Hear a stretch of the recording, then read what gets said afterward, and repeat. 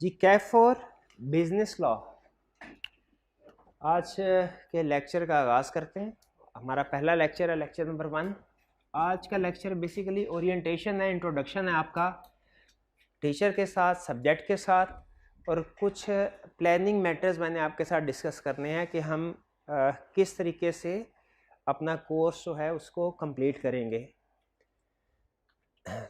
आज हम कोई लॉ का कंसेप्ट डिस्कस नहीं कर रहे होंगे, लेकिन याद रखें आज के लेक्चर में मैंने आपके साथ शेयर करना है कि थ्रू आउट द सेशन हमारा प्लान किया है, ताकि आपको पता हो कि आप किस तरीके से इस सब्जेक्ट को पढ़ेंगे, सब्जेक्ट से लेक्चर कितने होंगे, कब तक ख़त्म होने जा रहा है, वगैरह वगैरह। तो प्लान हमारा क्या है आज के लेक्चर का? आउटलाइंस, टीचर ओरिएंटेशन, टीचर के बारे में कुछ आपको इंट्रोडक्शन होगा, सब्जेक्ट ओरिएंटेशन, मेथडोलॉजी कि हम इस सब्जेक्ट को कैसे कवर करेंगे, इस सब्जेक्ट की नेचर क्या है और इसको हमने कवर कैसे करना है, और फिर कुछ सजेशंस होंगी मेरी तरफ से how to maximum utilize physical या ऑनलाइन सिस्टम।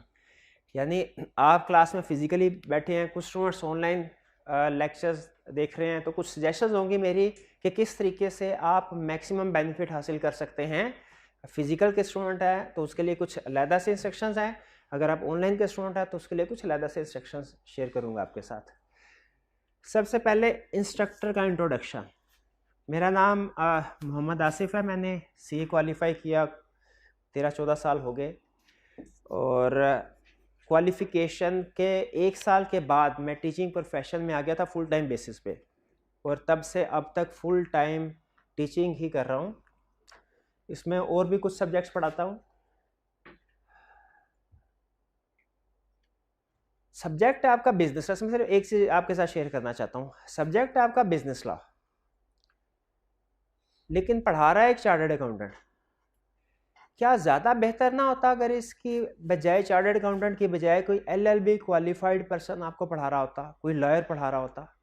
ठीक है, देखिए पहला रूल ये है, जो जनरल रूल है, कि जो बंदा जिस फील्ड से रिलेट करता है ना, वो उस फील्ड का एक्सपर्ट है।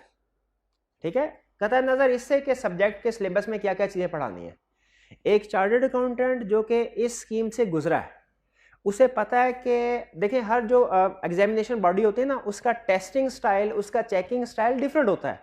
आप अगर लाहौर बोर्ड के पेपर आपने दिए हो या इंटरमीडिएट बोर्ड के कोई पेपर दिए आपने किसी भी शहर से, तो उनका examination style, marking system different होता है। यूनिवर्सिटी का examination style, marking system different है, और प्रोफेशनल बॉडीज का एग्जामिनेशन स्टाइल डिफरेंट होता है। एक बड़ा डिफरेंस होता है वो ये कि नॉर्मली जो यूनिवर्सिटी वगैरह के एग्जाम्स होते हैं उनमें आपको लॉन्ग क्वेश्चंस आते हैं, 15-20 नंबर के क्वेश्चंस, लेकिन प्रोफेशनल एग्जामिनेशन बॉडीज में ट्रेंड ये होता है कि वो छोटे छोटे क्वेश्चंस टेस्ट कर रहे होते हैं, क्योंकि उन्होंने ज़्यादा से ज़्यादा कंसेप्ट को टेस्ट करना है। तो जो एग्जामिनेशन स्टाइल होता है उसके मुताबिक हमने अपने स्टडीज़ को प्लान करना होता है, स्टूडेंट्स को तैयारी उसके लिहाज से करवानी होती है। तो जो जिस फील्ड का बंदा हो ना, वो बेहतर होता है उस फील्ड के स्टूडेंट्स को तैयार करवाने के लिए। जैसे अगर चाहे मैं लॉ में जितना मर्जी एक्सपर्ट हूँ, लेकिन अगर LLB के स्टूडेंट्स को पढ़ाना है तो उसके लिए मैं सूटेबल पर्सन नहीं हूँ, क्योंकि मुझे उनके एग्जामिनेशन स्टाइल का, स्टडी सिस्टम का अंदाजा नहीं। हालांकि टेक्निकल कंसेप्ट्स तो होंगे मेरे पास, लेकिन उनके सिस्टम का अंदाजा नहीं होगा। चूंकि ये जो पेपर मैं आपको पढ़ाने जा रहा हूँ मैंने खुद भी पढ़ा है, मैंने खुद भी इसका एग्जाम दिया है, पास किया, तो मुझे पता है एग्जामिनर की रिक्वायरमेंट्स क्या होती हैं, यहाँ पे हमने क्या लिखना है, कितना लिखना है, किस तरीके से लिखना है। एग्जामिनर अपने एग्जामिनर कमेंट्स में बता रहा होता है कि कौन कौन सी चीज़ें रिक्वायर्ड होती है, कब क्वेश्चन की क्या रिक्वायरमेंट हो तो स्टूडेंट ने क्या लिखना होता है। तो पहला रूल यह है कि जो जनरली जो भी चीज़ है, जो उस फील्ड का बंदा होता है वो बेहतर पोजीशन में होता है उस फील्ड से रिलेटेड सब्जेक्ट को पढ़ाने के लिए। ठीक है, बहुत से सब्जेक्ट ऐसे हैं जो कि CA में और ACCA में सेम है। ठीक है, लेकिन हम जो CA के टीचर्स हैं वो अगर ACCA में जाके पढ़ाएंगे, उनका एग्जामिनेशन स्टाइल सिस्टम डिफरेंट है। वो हो सकता है उस स्कीम के एग्जामिनर के मुताबिक प्रिपरेशन ना करवा सके, और इसी तरह वाइस वर्सा।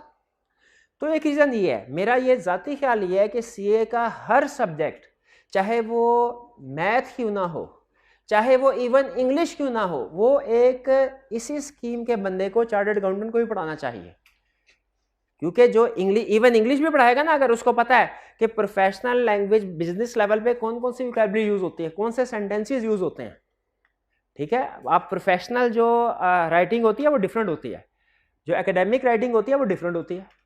ठीक है। तो बहरहाल इसीलिए मेरा ज़ाती ख्याल ये है कि नो डाउट जो LLB के लोग होते हैं, जो लॉयर्स होते हैं, उनका नॉलेज बहुत ज़्यादा है, मेरा उतना नॉलेज नहीं है, ठीक है। उन्होंने सिविल लॉ भी पढ़ा, उन्होंने क्रिमिनल लॉ भी पढ़ा, मैंने सिर्फ सिविल लॉ पढ़ा, ठीक है, सिर्फ बिजनेस। उनका नॉलेज ज़्यादा है, लेकिन इस चीज़ से कोई फ़र्क नहीं पड़ता। अहम चीज़ तो ये है कि आपको पढ़ाना कितना है, क्या जितना आपको पढ़ाना है वो मुझे आता है? अगर वो मुझे आता है तो मैं आपको पढ़ा सकता हूँ। इसीलिए आपको ये सब्जेक्ट टीच करने के लिए एक चार्टर्ड अकाउंटेंट को सेलेक्ट किया गया। लेकिन बहरहाल मैं ये हरगिज़ ये नहीं कह रहा कि LLB क्वालिफाइड लोग जो ये सब्जेक्ट पढ़ा नहीं सकते, वो बिल्कुल पढ़ा सकते हैं और पढ़ा भी रहे हैं और अच्छा भी पढ़ाते हैं, ठीक है। लेकिन मेरा ओपिनियन ये है पर्सनल कि जो उसी स्कीम का बंदा अगर पढ़ाएगा तो वो ज़्यादा बेहतर ऑप्शन है। फिर इसके बाद सब्जेक्ट से रिलेटेड इंट्रोडक्शन। ये सब्जेक्ट क्या है, सब्जेक्ट की नेचर क्या है? देखें, नॉर्मली जब स्टूडेंट सब्जेक्ट्स को क्लासीफाई करते हैं तो थ्योरी या न्यूमेरिकल, इन दो में क्लासिफिकेशन करते हैं। उस लिहाज से अगर देखें तो ये जो बिजनेस लॉ पढ़ने जा रहे हैं ये न्यूमेरिकल सब्जेक्ट नहीं है। इसमें 2-3 जगहों पे सिर्फ छोटी सी कैलकुलेशंस आती हैं जिनके लिए कैलकुलेटर की ज़रूरत पड़ती है, वरना इसका मोर देन 90% सिलेबस जो है वो पैराग्राफ फॉर्म में है, जिसे आप थ्योरेटिकल सब्जेक्ट कह सकते हैं। लेकिन याद रखें, ये थियरी का सब्जेक्ट ना समझे, इसको है पैराग्राफ फॉर्म में, ये लीगल सब्जेक्ट है, ठीक है। थियरी का मतलब क्या होता है? थियरी का मतलब हम ये एज्यूम कर रहे होते हैं कि अच्छा रटा लगाना है और जो क्वेश्चन आया उसको छाप देना है, ठीक है। इसमें रटा नहीं लगाना आपने, कुछ जगहों पे चीज़ें याद करने वाली ज़रूर है, लेकिन ज़्यादा अहम चीज़ इसमें कंसेप्ट को समझना है, ठीक है। अगर आपने याद तो कर लिया लेकिन कंसेप्ट को समझ नहीं पाए तो फिर आप केस स्टडीज़ को अटेम्प्ट नहीं कर सकेंगे। और ख़ास तौर पे ये चीज़ जहन में रखिएगा, लॉ के जो कंसेप्ट आप पढ़ रहे हैं ना, इनमें बाज़ कुछ जगहों पे एक एक लफ्ज़ से लीगल प्रोविजन चेंज हो जाती है, एक एक वर्ड से लीगल प्रोविजन चेंज हो जाती। तो आपने जब चीज़ों को याद करना है ना, जिस चीज़ों को समझना है, तो जैसे जैसे मैं आपको समझाऊं कि इस लफ्ज़ का ये मतलब निकलता है, लेकिन अगर इस वर्ड को चेंज करके ऐसे कर लें तो इसका ये मतलब बन जाएगा, आपने भी उस तरीके से तैयार करना है। और याद रखें, सिर्फ एक सेंटेंस है नहीं, बल्कि क्या कह रहा हूं, एक एक लफ्ज़ से मतलब चेंज हो सकता है। तो लॉ है, आपने इसको ध्यान से पढ़। हाँ, जब एक दफ़ा चीज़ समझ आ जाए ना, लॉ में सबसे ज़्यादा स्टूडेंट क्वेश्चन जो पूछता था वो ये कि सर क्या हम लॉ को अपने अल्फाज में लिख सकते हैं, या कि जो बुक में अल्फाज लिखे हुए हैं एग्जैक्टली उन्हीं अल्फाज में लिखना ज़रूरी है? ये सबसे ज़्यादा लॉ में क्या क्वेश्चन पूछता है स्टूडेंट, क्या सर मैं अब क्या जो जैसे बुक में लिखा हुआ है एज इट इज़ उसको लिखना याद करना ज़रूरी है, कि क्या मैं अपने अल्फाज में याद कर सकता हूँ, लिख सकता हूँ? ये इतना ज़्यादा क्वेश्चन पूछा गया कि ICAP ने अपनी वेबसाइट के ऊपर एक डॉक्यूमेंट है फ्रीक्वेंटली आस्क्ड क्वेश्चंस, उसमें इसका आंसर दिया हुआ है। उसमें ICAP कहता है बिल्कुल कुछ अल्फाज ऐसे हैं जो लीगल वर्ड्स हैं, आप उनको चेंज नहीं कर सकते। जैसे अकाउंटिंग अगर आप पढ़ते हैं तो आपने अकाउंटिंग में पढ़ा होगा डेबिट और क्रेडिट। ये अगर आपको अल्फाज मुश्किल लगते हैं ना, डिक्शनरी खोल के इसका आसान अल्टरनेट आप ढूंढ लें तो उसको यूज नहीं कर सकते, ठीक है, क्योंकि ये टेक्निकल टर्म्स है, इनको आप रिप्लेस नहीं कर सकते, ये आपको एज इट इज याद करनी पड़ेंगी। लेकिन इसकी बेस पे जो रूल्स हैं वो आप अपनी मर्जी के मुताबिक याद कर सकते हैं। जैसे आप वो रूल बनाते होते हैं, क्या increase in asset and expense is debit and decrease is credit, इस तरह के रूल्स बनाते हैं ना, रूल्स ऑफ डेबिट क्रेडिट, ये आप अपने अल्फाज में बना सकते हैं। लेकिन सेंटेंस जैसे मर्जी बनाए याद करने के लिए, समझने के लिए, वो कर सकते हैं आप अपने अल्फाज में। लेकिन डेबिट और क्रेडिट का वर्ड जो है इसको आप रिप्लेस नहीं कर सकते दूसरे वर्ड। उसी तरह लॉ में कुछ लीगल टर्मिनोलॉजीज हैं, उनको आप चेंज नहीं कर सकते, लेकिन इसके अलावा लीगल टर्मिनोलॉजीज को सेम रखते हुए बाकी के अगर अल्फाज में आप कुछ चेंज, बाकी कंसेप्ट जो है अपने अल्फाज में बताना चाहें तो बता सकते हैं। ICAP कहता है, जरा गौर से सुनिएगा बात, कहता है वर्ड्स में be different but concept should be same. बात समझ आ रही? वर्ड्स में be different but concept should be same. क्या कहना चाह रहा है? आप अपने अल्फाज में लिखना चाहें लिख सकते हैं, अल्फाज बदल लें, कंसेप्ट ना बदलें। ये ना हो लॉ का कंसेप्ट कुछ और कह रहा है, जब आप उसको अपने अल्फाज में लिख रहे हो तो उसका कंसेप्ट कुछ और बन जाए। इसीलिए हम शुरू में जब पढ़ रहे होते हैं ना स्टार्ट में, स्टूडेंट को रिकमेंड करते हैं कि आप अपने अल्फाज ना लिखें, जो लिखा हुआ वैसे ही याद करें। जब 1.5-2 महीने गुजर जाएं, आप कंफर्टेबल पोजीशन पे आ जाएं, आप लॉ की ऊंच नीच को समझना शुरू हो जाएं, आपको पता चल जाए इन सेंटेंसेस में ये वर्ड क्रिटिकल हैं, इनको चेंज नहीं करना, तो फिर उसके बाद आप अपने वर्ड्स में लिखना शुरू कर दें, कोई इतराज नहीं। लेकिन जिन स्टूडेंट्स की इंग्लिश थोड़ी वीक है, ठीक है, और जो स्टार्टिंग लेवल पे हैं, उनके लिए रिकमेंडेशन यही है कि जैसे लिखा हुआ है उसको वैसे ही आप याद कर लें, लेकिन लाजमी नहीं है। जब कुछ 1.5-2 महीने के बाद आपकी बेसिक स्ट्रांग हो जाए और आपकी इंग्लिश अच्छी, आप खुद से सेंटेंस बना सकते हैं, तो आपको खुली छुट्टी है, इजाजत है, आप कंसेप्ट्स को अपने वर्ड्स में एक्सप्लेन करना चाहें कर सकते हैं, ठीक है। बल्कि जो केस स्टडी बेस्ड क्वेश्चंस होते हैं ना, हमारे लॉ में केस स्टडी बेस्ड क्वेश्चंस भी होते हैं, वो तो आपने लिखने ही अपने अल्फाज में होते हैं, उनका आंसर तो अपने अल्फाज में लिखना होता है आपने। बहरहाल, तो ये सब्जेक्ट जो है इसके लीगल नेचर है इसके, यानी आपने लीगल प्रोविजंस होंगी, लीगल प्रोविजंस को समझना है और उनकी बेस पे आपने केस स्टडीज को सॉल्व करना है। इसमें कंसेप्ट सबसे ज्यादा अहम है। प्री रेक्विजिट्स, क्या इस सब्जेक्ट को पढ़ने से पहले कोई दूसरा सब्जेक्ट पढ़ना जरूरी है? नहीं, कोई सब्जेक्ट जरूरत नहीं। डिफिकल्टी लेवल क्या है? क्या ये इजी सब्जेक्ट है यहाँ के डिफिकल्ट है? ये मॉडरेट सब्जेक्ट है, ना इजी ना डिफिकल्ट। सी में कुछ सब्जेक्ट्स डिफिकल्ट भी है, ठीक है, लेकिन ये ओवरऑल अगर आप देखिए, हाँ इसमें कोई इक्का दुक्का टॉपिक ऐसे आएंगे जो डिफिकल्ट होंगे, लेकिन बहुत से टॉपिक ऐसे भी है जो इजी है। तो अगर ओवरऑल बात करें तो ये सब्जेक्ट जो है ये मॉडरेट नेचर का है। पासिंग परसेंटेज, अच्छा पासिंग परसेंटेज के ऊपर मैं वो फोकस करवाना चाह रहा हूँ। ये अभी रिसेंटली स्कीम चेंज हुई है, एक अटेम्प्ट पहले। इससे पहले लॉ के साथ नॉर्मली स्टूडेंट अकाउंटिंग का सब्जेक्ट उठाया करते थे, इंट्रोडक्शन टू अकाउंटिंग होता था। अब तो वो पीआरसी स्टेज पे चला गया। तो अब जो कैफ स्टेज पे लॉ के साथ जो दूसरा अकाउंटिंग का सब्जेक्ट, प्रोबेबली आप FR1 उठाते होंगे, ठीक है। कितने स्टूडेंट्स बी लॉ के साथ FR1 रखा हुआ होना? हाँ ठीक। आपको ये पता है कि ICAP के जितने भी एग्जाम होते हैं, हर एग्जाम से रिलेटेड ICAP अपनी वेबसाइट पे 4 डॉक्यूमेंट अपलोड करता है। 4 डॉक्यूमेंट। पहली डॉक्यूमेंट क्या भला? Question paper. आपको पिछले कुछ अटेम्प्ट्स के, ठीक है, 5-6 साल के, यानी 10-12 समझ लीजिए, इसके सारे क्वेश्चन पेपर ICAP की वेबसाइट पे मिलेंगे जो एक्चुअली हुए हैं, ताकि आपको अंदाजा हो जाए कि पेपर किस तरीके से आता है, उस तरीके से आप तैयारी कर सकें। दूसरा, सजेस्टेड सॉल्यूशन अवेलेबल होंगे। सजेस्टेड सॉल्यूशन क्या है? सजेस्टेड सॉल्यूशन क्या है भला? उस क्वेश्चन पेपर का सजेस्टेड सॉल्यूशन। लेकिन याद रखें उसके साथ लफ्ज़ सजेस्टेड लिखा हुआ है, जिसको ICAP ये कहता है ये सिर्फ स्टूडेंट की गाइडेंस के लिए हमने सॉल्यूशन बनाया है। इसका ये मतलब नहीं है कि इस पेपर का सिर्फ यही सॉल्यूशन बनता था। बाज़ औक़ात एक से ज्यादा सॉल्यूशन भी बनते हैं, लेकिन हम सारे सॉल्यूशन तो आपको नहीं दे सकते ना। जैसे आप, छोटी सी एक एग्जांपल आपके साथ शेयर करता हूं। अकाउंटिंग का पेपर है, उसने ट्रायल बैलेंस दिया है, नीचे एडजस्टमेंट में कहा कि आप डेप्रिसिएशन रिकॉर्ड करें एट द रेट ऑफ 10%। अब ये नहीं बताया स्ट्रेट लाइन मेथड के रिड्यूसिंग बैलेंस मेथड, ये नहीं बताया उसने। तो जब नहीं बताया तो आप कोई भी अजम्पशन ले सकते हैं। ज्यादातर स्टूडेंट स्ट्रेट लाइन की अजम्पशन लेते हैं क्योंकि आसान है, टीचर भी शायद ये सिखाते हैं, लेकिन आप चाहे तो रिड्यूसिंग बैलेंस की अजम्पशन भी ले सकते हैं। मुझे ये बताइए, जब ICAP इसका सजेस्टेड सॉल्यूशन अपलोड करेगा तो क्या वो ऑप्शन स्ट्रेट लाइन वाली के मुताबिक करेंगे या रिड्यूसिंग बैलेंस, दोनों में से किसी एक के मुताबिक अपलोड करें, या दोनों का अलग-अलग सॉल्यूशन बना के अपलोड करें कि अगर स्ट्रेट लाइन का मेथड है तो ये सॉल्यूशन होगा, रिड्यूसिंग बैलेंस का है तो ये सॉल्यूशन होगा। ICAP दोनों के मुताबिक नहीं करता। ICAP सिर्फ एक स्ट्रेट लाइन के मुताबिक करेगा। हाँ, नीचे लिख देगा कि अल्टरनेट सॉल्यूशंस भी पॉसिबल हैं। अल्टरनेट सॉल्यूशन भी पॉसिबल है, इसका मतलब क्या है कि रिटर्न रिड्यूसिंग बैलेंस के मुताबिक भी पॉसिबल था, और अगर किसी स्टूडेंट ने रिड्यूसिंग बैलेंस के मुताबिक पेपर अटेम्प्ट किया, हमने वो भी चेक किया।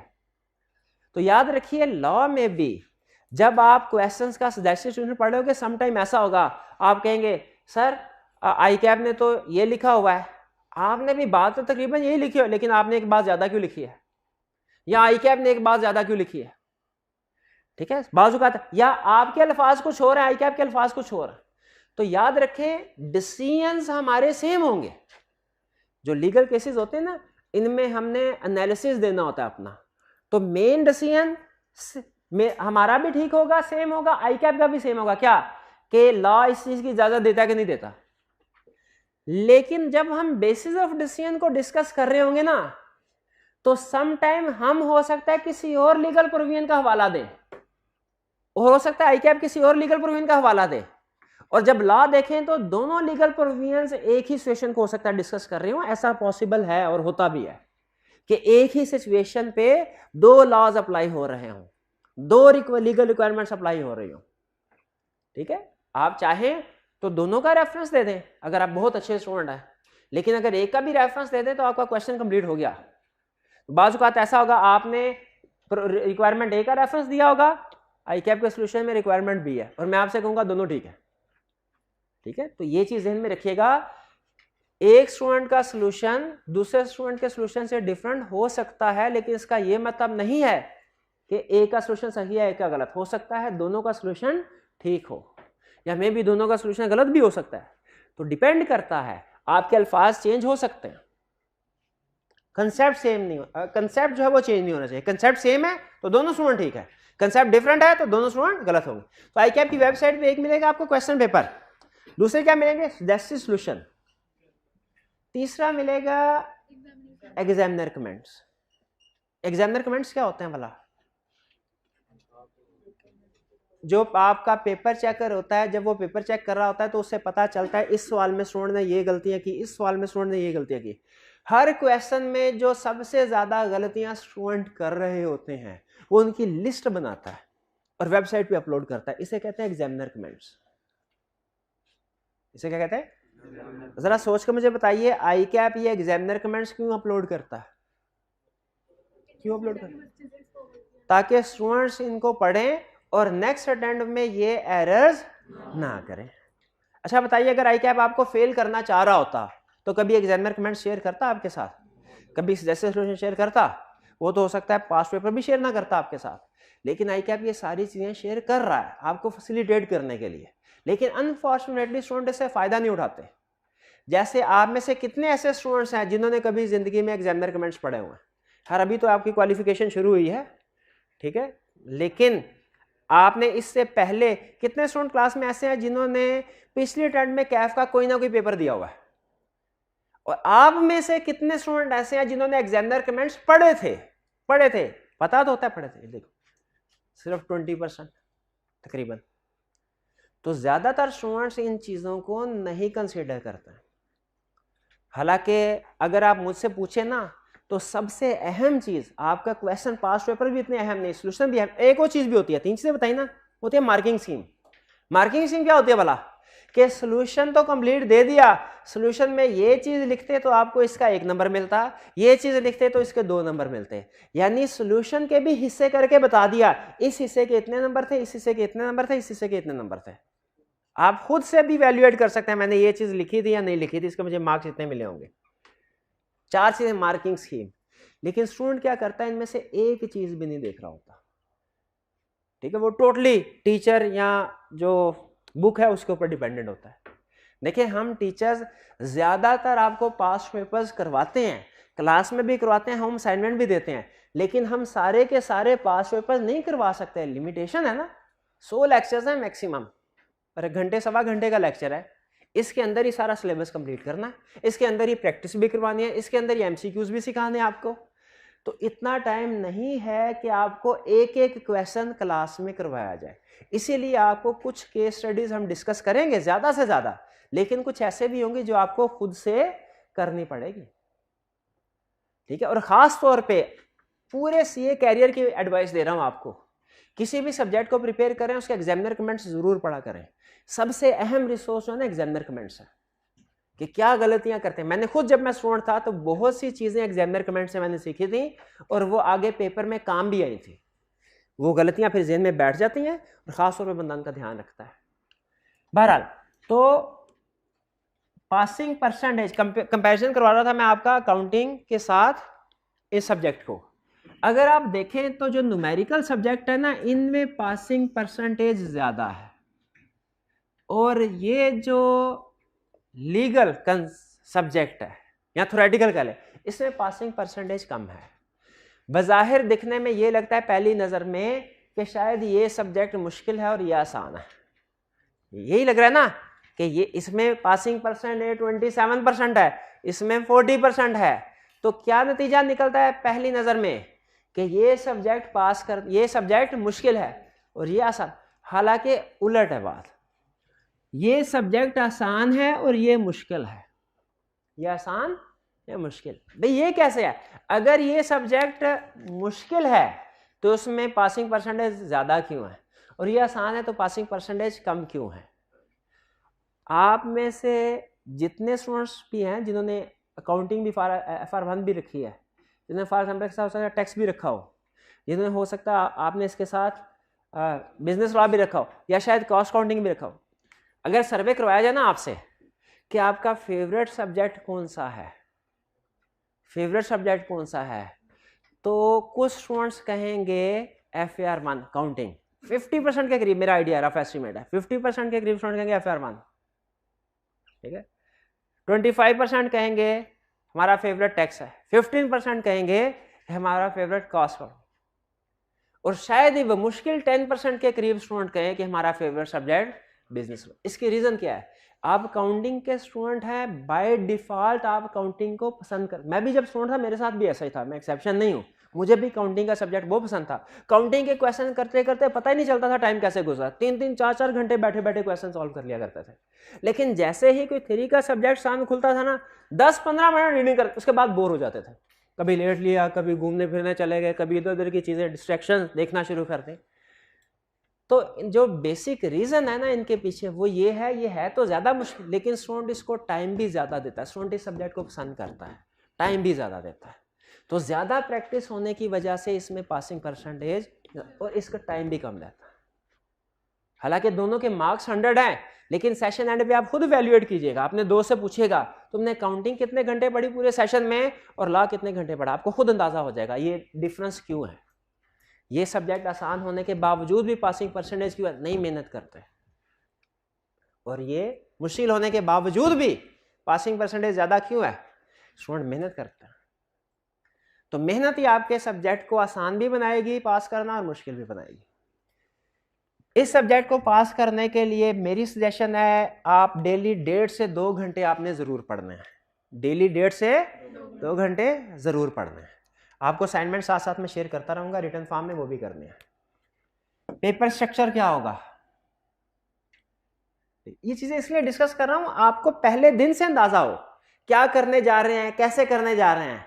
ये ना हो आखिरी दिन जब आप पेपर में जाएं तो आपको पता चले ओहो इसमें तो एमसीक्यूज भी आने थे, एमसीक्यूज तो हमें पता ही नहीं है। तो पहले दिन बता रहा हूं कि हमारा जो पेपर आएगा कितने मार्क्स का होगा, 100 मार्क्स का। इसमें कोई ऑप्शन होगी क्या कि 12 क्वेश्चंस हैं कोई से 10 क्वेश्चन सॉल्व करें, कोई ऑप्शन नहीं होगी। आई कैप के किसी पेपर में किसी लेवल पे कोई ऑप्शंस नहीं होते, ऑप्शन क्वेश्चन नहीं होते। क्यों नहीं होते भला?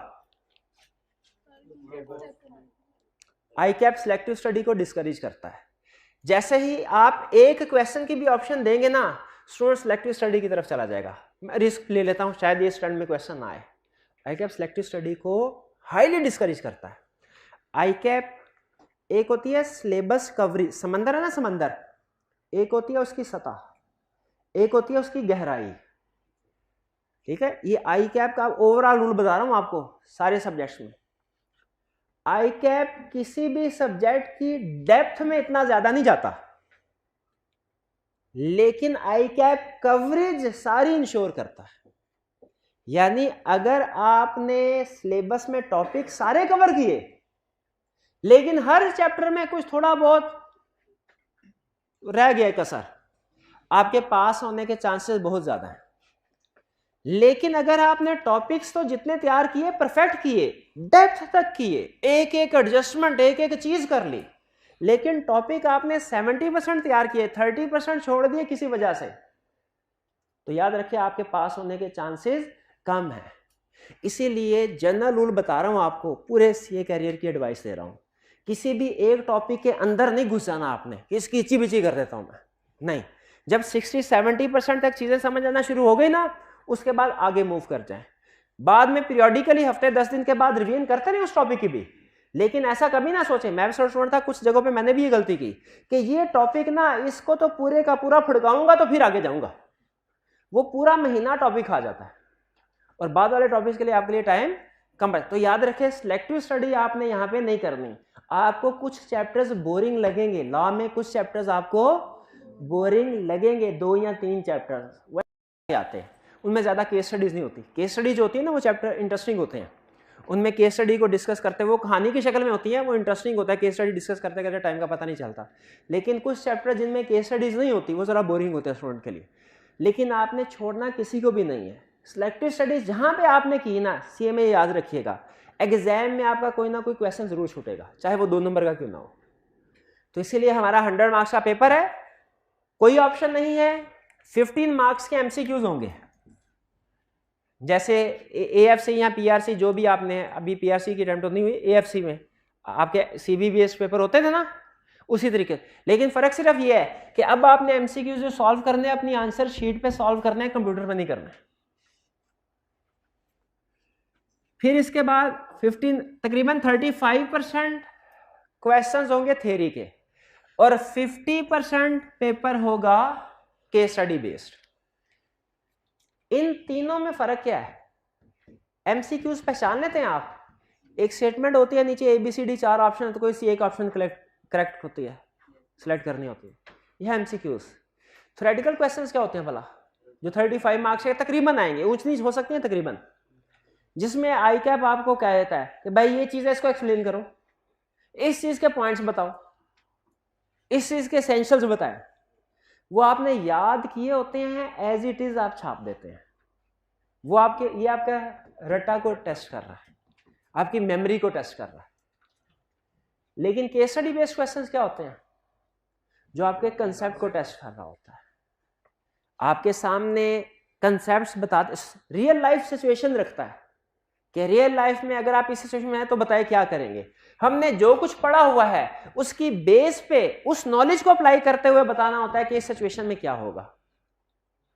ठीक है, लेकिन बहरहाल ये अभी आहिस्ता आहिस्ता हम सीखेंगे। अभी तो शुरू में आपको ये भी पता नहीं चलेगा कि कौन सा क्वेश्चन थ्योरी का है और कौन सा क्वेश्चन केस स्टडी का है।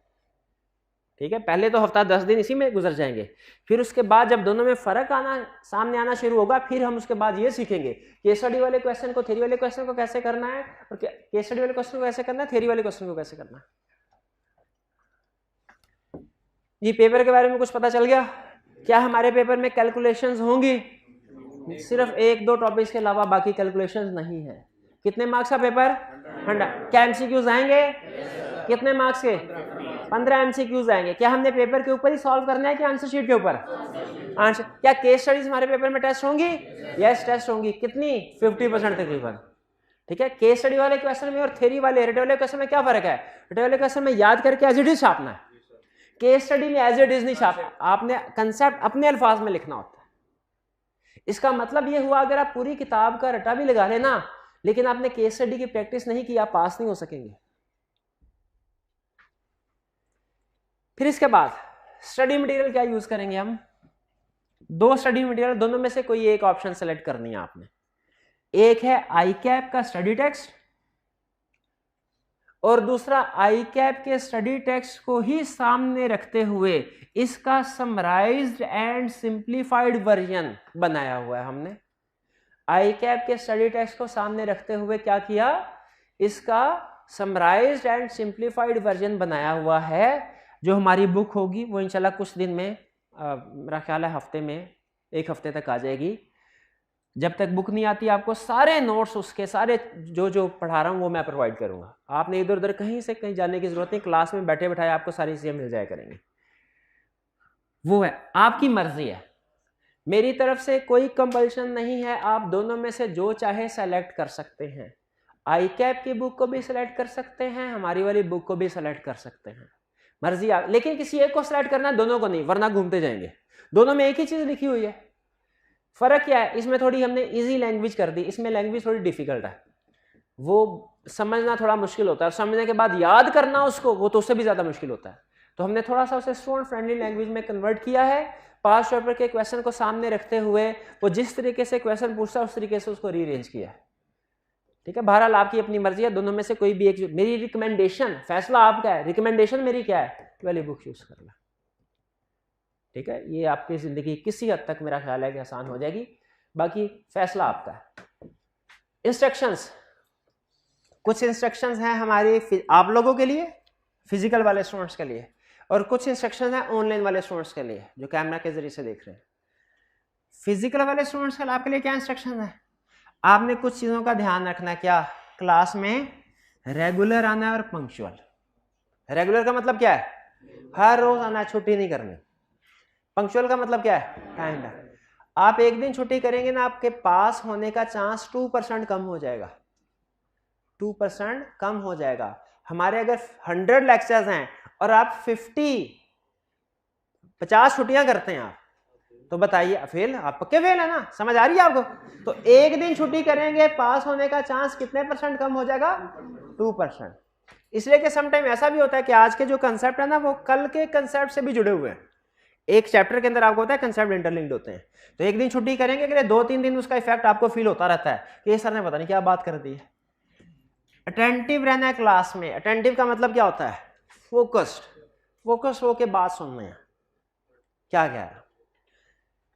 आपने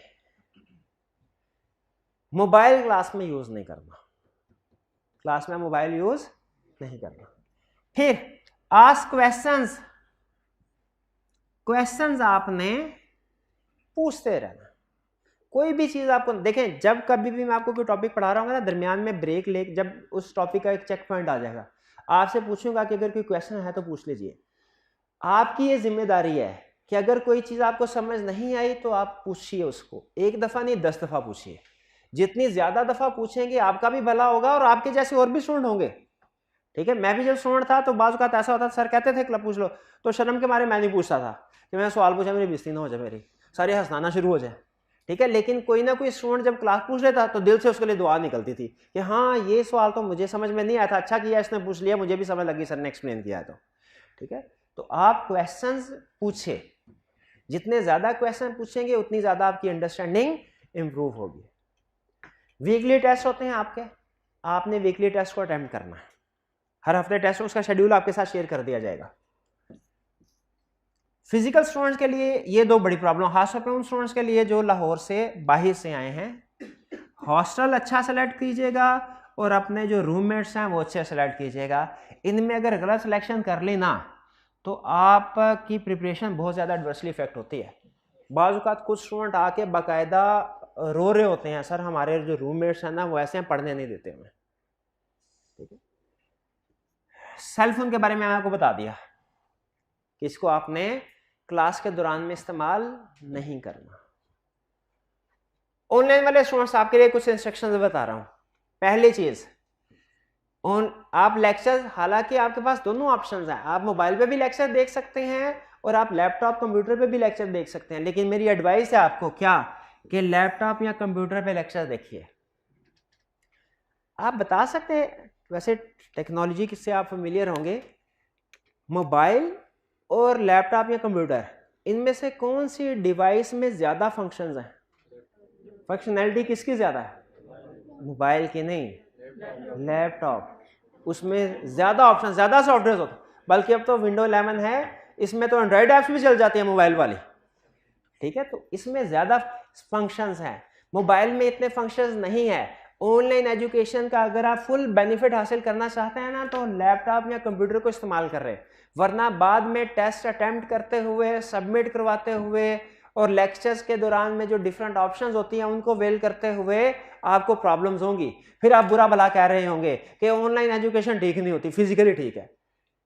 मेरा चले खैर मैं अपना पर्सनल व्यू तो नहीं बताया, छोड़े इसको, लेकिन बहरहाल बेहतर यही है कि आप लैपटॉप या कंप्यूटर के जरिए से लेक्चर्स को एक्सेस करें।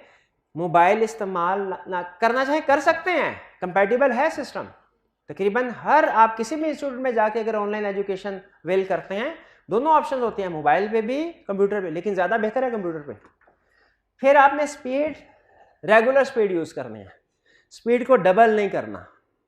देखिए जल्दी के चक्कर में ना अंडरस्टैंडिंग इफेक्ट हो जाती है। दो चीजें होती हैं, एक स्पीड है, एक कंप्रीहेंशन, अंडरस्टैंडिंग। जब आप स्पीड बढ़ाते हैं, हमारा माइंड है ना, जब ये कोई चीज सुनता है तो उसको समझने के लिए कोई टाइम चाहिए होता है। ठीक है? दिमाग में चीज बिठाने के लिए, समझने के लिए टाइम चाहिए होता है। लेकिन जब आप स्पीड बढ़ाते हैं, हम सुन तो रहे होते हैं लेकिन बहुत सी चीजें समझ नहीं पा रहे होते हैं। तो रेगुलर स्पीड में आपको लगेगा सर इतना स्लो स्लो की बोल रहे हैं, लेकिन उससे अंडरस्टैंडिंग आपके, और बाज़ का ऐसा होता है हम जानबूझ के कोई एक चीज को 2-2 3-3 दफा दोहराते हैं इसी वजह से कि ये चीज अहम है, स्टूडेंट के जहन में बैठ जाए। रेगुलर स्पीड में सुने, फ्लेक्सिबिलिटी को मिसयूज ना करें। फ्लेक्सिबिलिटी, क्या फ्लेक्सिबिलिटी होती है ऑनलाइन वाले स्टूडेंट के पास कि जब मर्जी देख, सुबह देखना चाहे सुबह देखे, शाम को देखना चाहे शाम को देखे।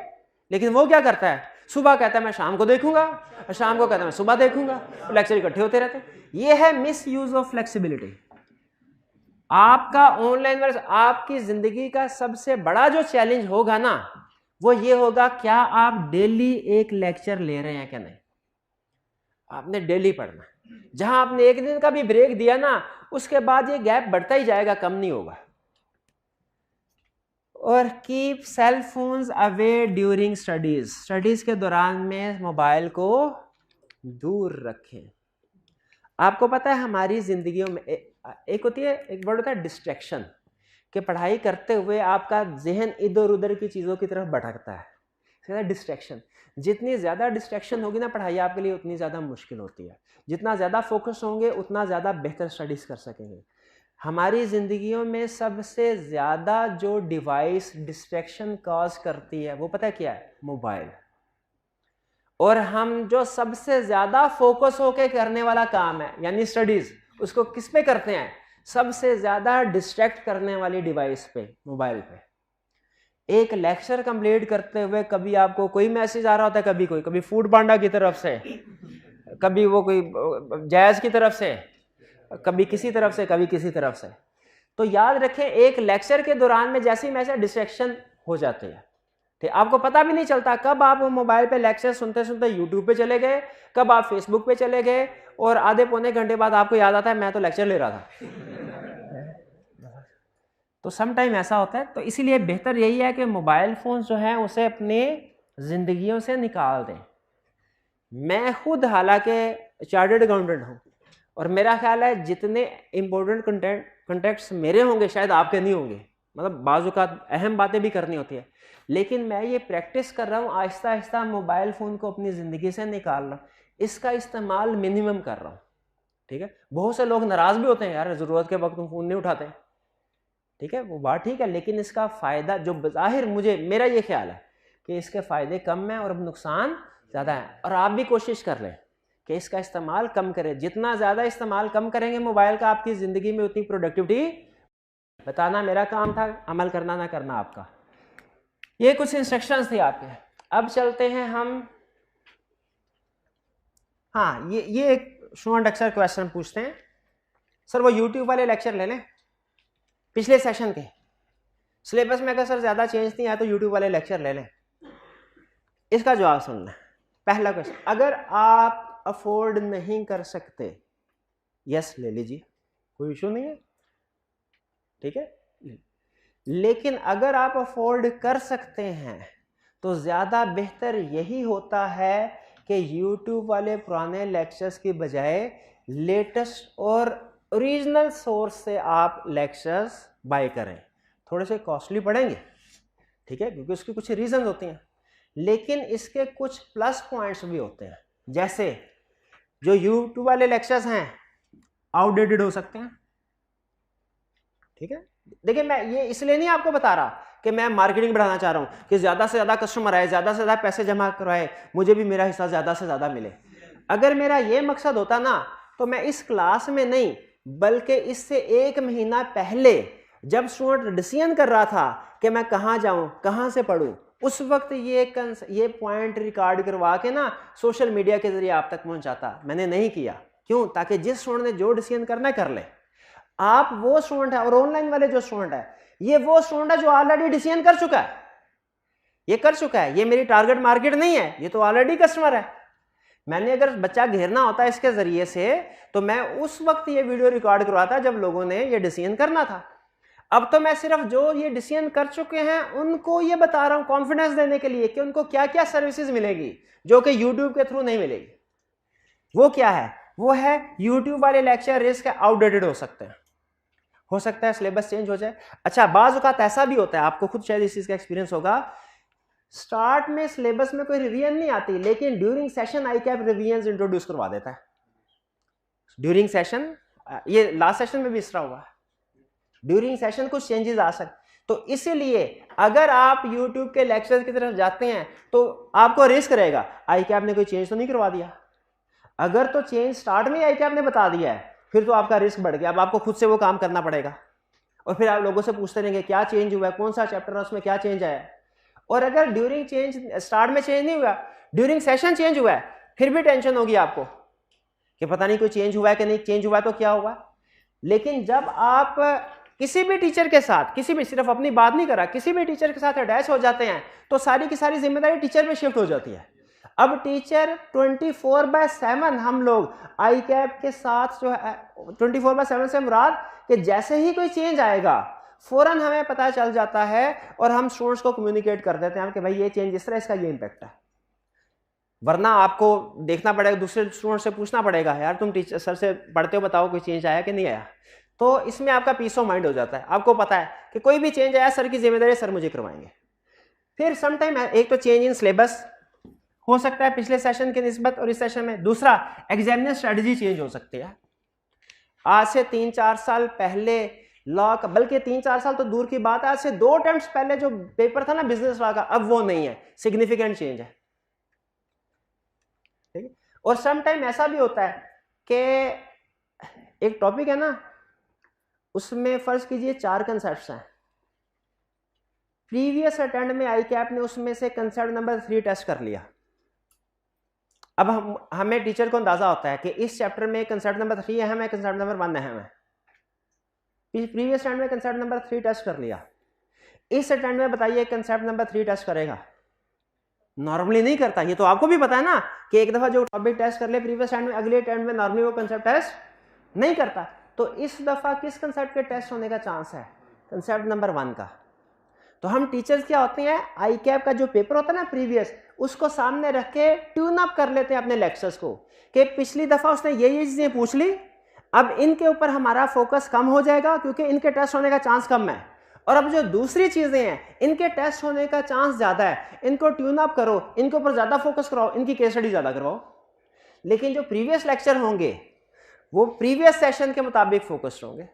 ये डिफरेंस हो सकता है। और डिफरेंस का आपको, अब जाहिर है पास्ट पेपर की डिस्कशन तो अवेलेबल नहीं होगी। एक रीजन ये है आउटडेटेड लेक्चर्स यूज ना करने की। फिर दूसरी रीजन ये है आपको एडिशनल मटेरियल प्रोवाइड नहीं किया। जैसे क्लास इस सेशन के दौरान में आपको कुछ मजीद, आपको ये भी माइंड में आप दिया गया है ना, इसके ऊपर आपने देखा होगा ये ग्राफिकल रिप्रेजेंटेशन है, इसमें आज के लेक्चर में जो जो चीजें डिस्कस करनी है मैंने वो सारी लिखी हुई है। ये भी आपको प्रोवाइड, यूट्यूब पे जो लेक्चर्स होंगे उनके साथ ये प्रोवाइड नहीं होगा। फिर इसके अलावा सिर्फ यही नहीं, इसके अलावा और भी चीजें हैं, ठीक है, वो मैं वन बाय वन अभी आपके साथ डिस्कस करूंगा। तो जो एडिशनल, सिर्फ यूट्यूब वाले लेक्चर पे वीडियो होता है और नोट्स होता है, प्रीमियम रिसोर्सेज अवेलेबल नहीं होंगे। फिर इसके बाद टीचर के साथ इंटरेक्शन नहीं होता। आपको कंसेप्ट सुन तो लिया, लेकिन अगर आपका कोई क्वेश्चन है आप टीचर से पूछ नहीं सकते। लेकिन ऑनलाइन स्टूडेंट अगर आप किसी भी फोरम पे जाएं, सिर्फ मैं अपने साथ नहीं कर रहा, बाकी के टीचर्स की भी बात कर रहा हूं, कि आपको कोई क्वेश्चन समझ नहीं है, व्हाट्सएप ग्रुप हर एक ने क्रिएट किए होते हैं, आप जाएं, जब आपका दिल करे सुबह शाम आप क्वेश्चन पूछिए, आपको आंसर मिलता है। टेस्टिंग और फीडबैक ये बहुत अहम है, ठीक है। जब तक आप टेस्ट नहीं देंगे, लिखेंगे नहीं, आपकी एग्जाम लेवल की प्रिपरेशन नहीं होती। और खुद से अगर आप टेस्ट अटेंड भी कर लें, आपको कोई टेस्ट के चेक करने वाला कोई नहीं है, आपको फीडबैक देने वाला कोई नहीं है, आपको नहीं पता चलेगा आपकी up to the mark preparation हुई या कि नहीं हुई। और फिर इलीगल और अनएथिकल तो है ही। तो इन शॉर्ट कंक्लूजन क्या, मकसद क्या है इसका? पहला रूल, पहली चीज, अगर आप अफोर्ड नहीं कर सकते, अगर आप अफोर्ड कर सकते हैं तो फिर ज्यादा बेहतर क्या है, ऑफिशियल लेक्चर लीजिए।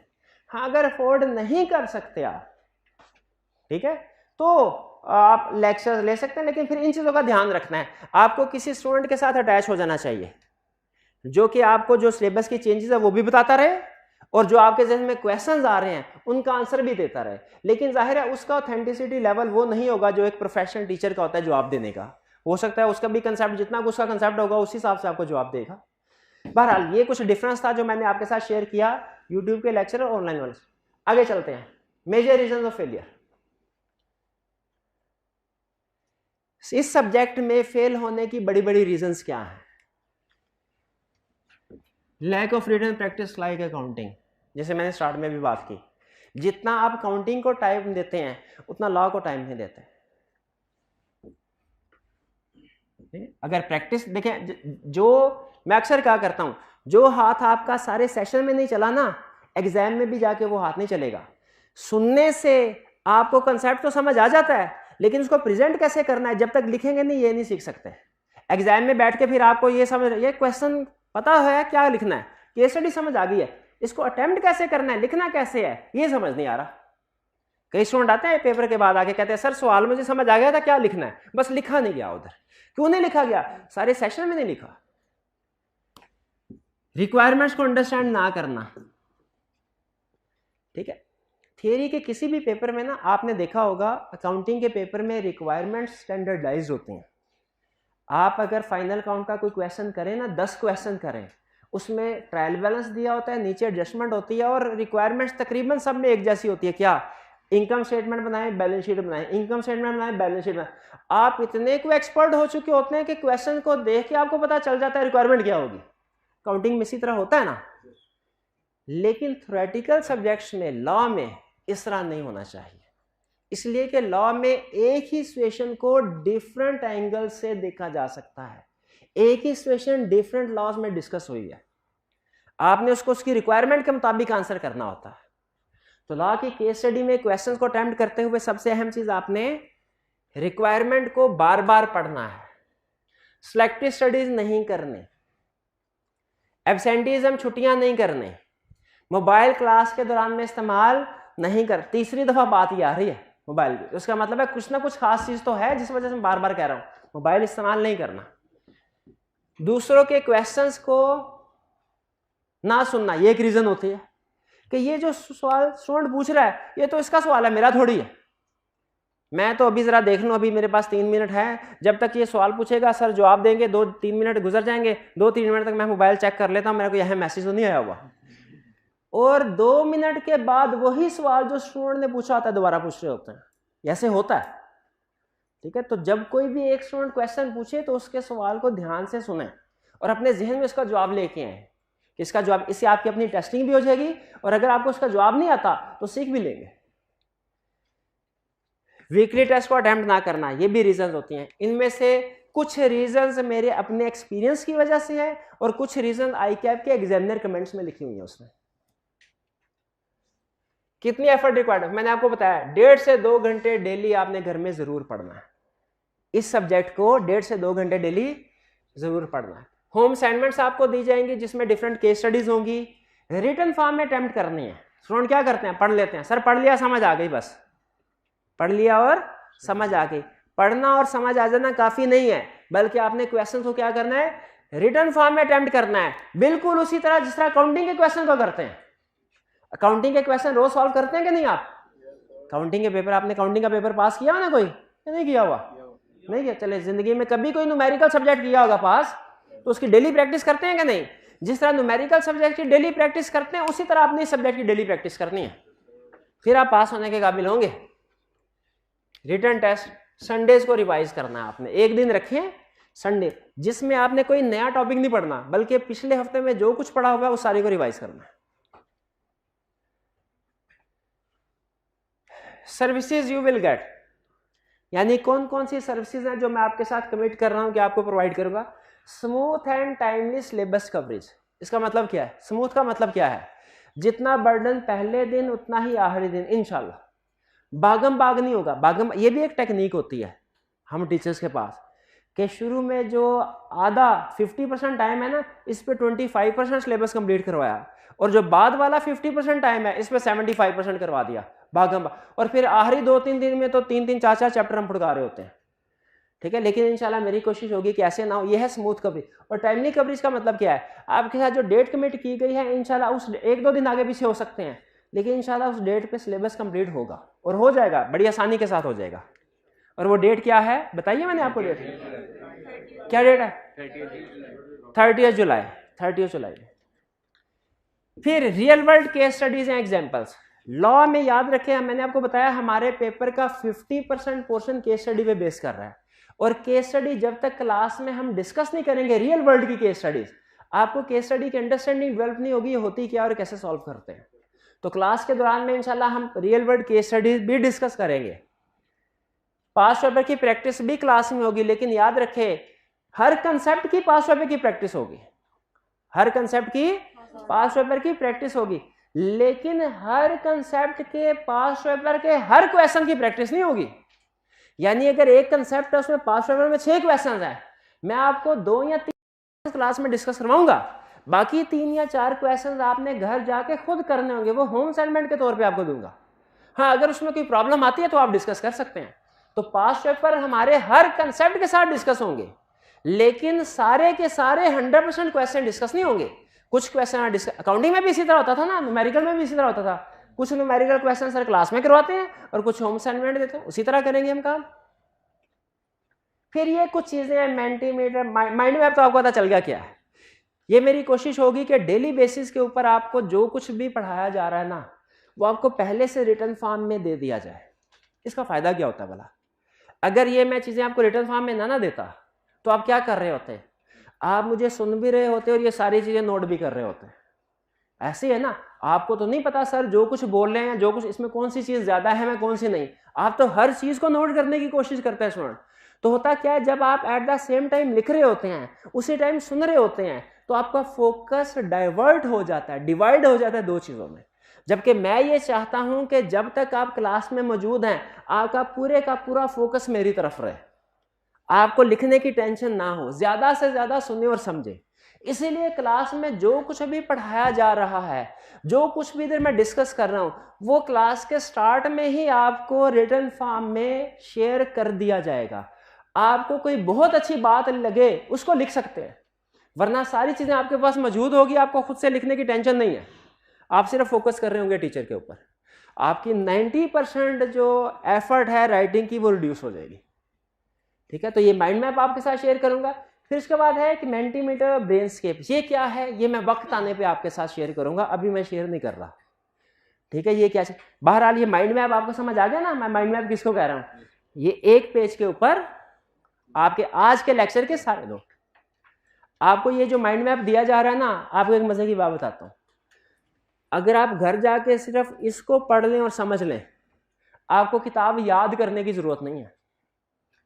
इसी के ऊपर जो चीजें अगर आप याद कर लिया करें ना, किताब याद करने की जरूरत नहीं। हाँ, पढ़ लें किताब को, याद करने की जरूरत नहीं है, याद सिर्फ यही करने ये भी चल जाएगा।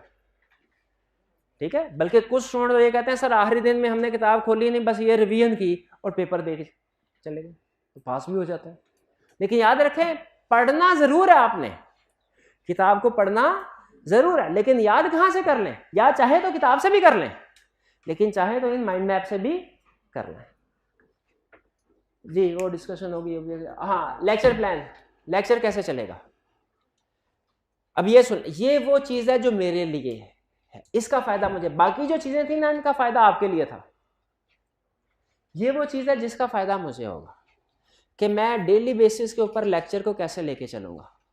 हर रोज मैं आऊंगा, सबसे पहले आपको माइंड मैप उस लेक्चर का शेयर कर दिया जाएगा, मैं आके फिर आपके साथ शेयर करूँ, उसके ऊपर लिखा होगा माइंड मैप के ऊपर क्या लेक्चर नंबर कौन सा है, कंसेप्ट क्या डिस्कस कर रहे हैं, ये कंसेप्ट हमारी बुक में या कि बुक में कहाँ डिस्कस हुए हैं उसका रेफरेंस, और होम असाइनमेंट क्या है। देखिए आपको अभी जो माइंड मैप दिया है इसमें लेक्चर नंबर लिखा हुआ है, लेक्चर नंबर 1, इसमें कंसेप्ट लिखा हुआ, कंसेप्ट क्या लिखा हुआ, ओरिएंटेशन, रेफरेंस और होम असाइनमेंट नहीं लिखी होगी क्योंकि आज कोई ऐसी चीज बड़ी नहीं है।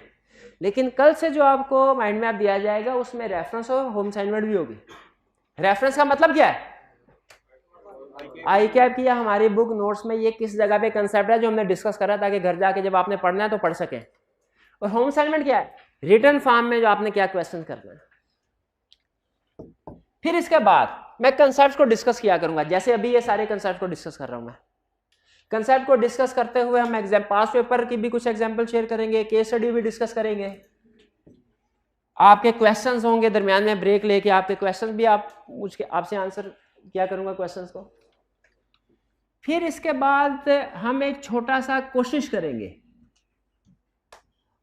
कि 2 मिनट के अंदर पूरे कंसेप्ट को रिवाइज करवा दें, एंड पे 2 मिनट क्विक रिव्यू। अच्छा ये मैं अक्सर भूल जाता हूँ, तो जब कभी मैं भूल जाऊँ ना, आपने मुझे याद करवा देना है, सर यार 2 मिनट की क्विक रिवीजन कर दें ताकि जो कुछ आपने 1 घंटे में पढ़ाया ना 2 घंटे में सारा कुछ ताज़ा हो जाए। तो ये मुझे बता दिया कीजिएगा, एंड में मैं क्विक रिवीजन करवा दिया करूँगा। फिर हम सेल्फ एवेल्युएशन टेस्ट कंडक्ट करवाया करेंगे विद इमीडिएट फीडबैक, ठीक है। ये होगा मेंटीमीटर के जरिए से, वो मैं कल आपके साथ शेयर करूंगा क्या चीज़ है। पास पेपर की डिस्कशन होगी, आपको बताया था ना, हर कंसेप्ट के साथ पास पेपर। ऐसा नहीं है कि चैप्टर कंप्लीट हुआ फिर पास पेपर की डिस्कशन करवानी है, नहीं, हर कंसेप्ट के साथ पास पेपर। आपको पता चले कि सर ने हमें जो पढ़ाया है क्या उसकी बेस पे हम पास पेपर का क्वेश्चन अटेम्प्ट कर सकते हैं कि नहीं कर सकते। और फिर उस पास पेपर के क्वेश्चन को डिस्कस करते हुए मैं आपको बताऊंगा कि जो आपके बड़े थे ना जिन्होंने ये पेपर अटेम्प्ट किया उन्होंने क्या क्या गलतियां की हैं। क्योंकि आप एग्जामिनर कमेंट शायद नहीं पढ़ के आए होंगे, लेकिन मैं तो एग्जामिनर कमेंट्स पढ़ के आया हूं। और फिर रिवीजन कैसे करनी है, इसके लिए फ्लैश कार्ड्स होंगे इलेक्ट्रॉनिकली। ये होता है वो ब्रेनस्टॉर्म, ये ब्रेनस्केप, उस सॉफ्टवेयर के, ये मैं आपको बाद में समझाऊंगा कि किस तरीके से करना है, ठीक है। ये था हमारा ओरिएंटेशन। आज के ओरिएंटेशन में हमने 2 मिनट की क्विक रिवीजन कर लें। बिल्कुल, आज के ओरिएंटेशन में सबसे पहले हमने टीचर का इंट्रोडक्शन पढ़ा। टीचर कौन है? चार्टर्ड अकाउंटेंट जो आपको पढ़ा रहा है। कोर्स कब कंप्लीट होगा? 30 जुलाई तक होगा। तकरीबन 90 लेक्चर्स होंगे। बार बार आपने नहीं पूछना कि सर कितने लेक्चर मजीद होंगे, टोटल 90 लेक्चर हैं, जितने होंगे उनको माइनस कर दे, बाकी उतने होंगे।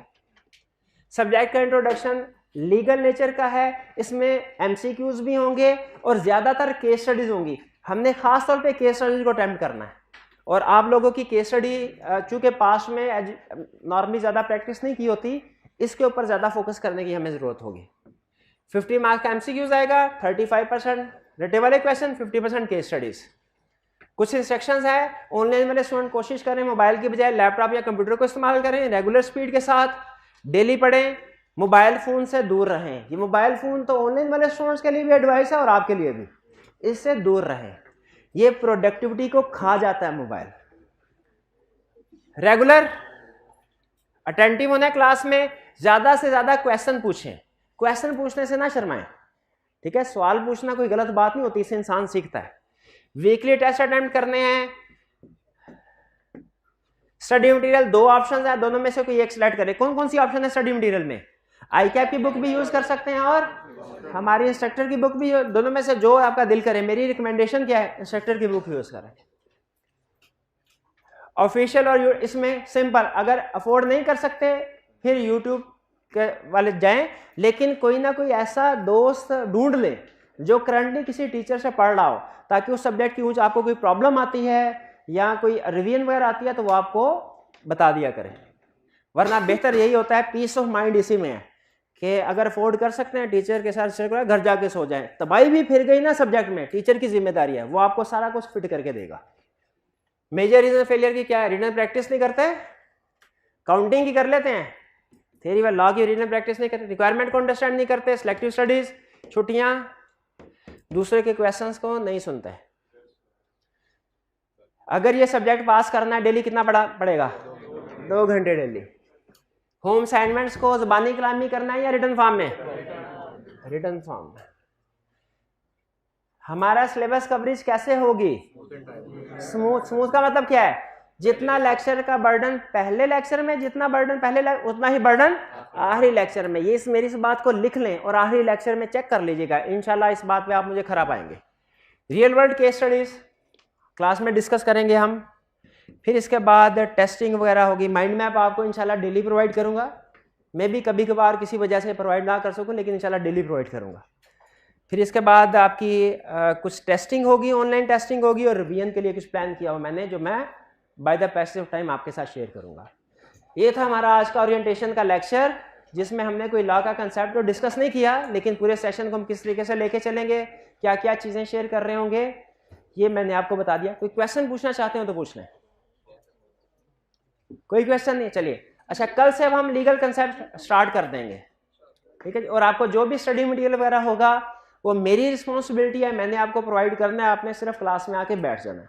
आज का लेक्चर यहाँ पे खत्म करते हैं। अल्लाह हाफिज़।